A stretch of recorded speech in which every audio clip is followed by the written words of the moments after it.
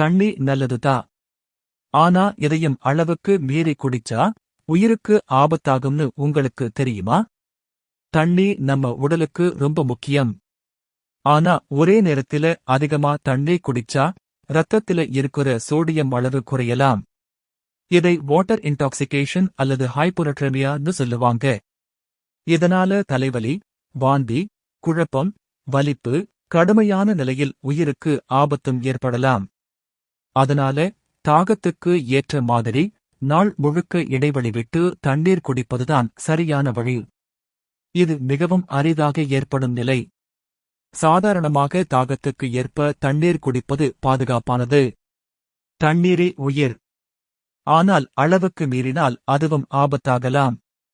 ஒரே நேரத்தில் அதிகமாக தண்ணீர் குடிக்காமல் நாள் முழுவதும் கொஞ்சம் கொஞ்சமாக குடிங்க. இந்த வீடியோ உங்களுக்கு பிடிச்சிருந்தா லைக் பண்ணிட்டு மறக்காம உங்களோட ஃப்ரெண்ட்ஸ் அண்ட் ஃபேமிலிக்கு ஷேர் பண்ணுங்க. பை.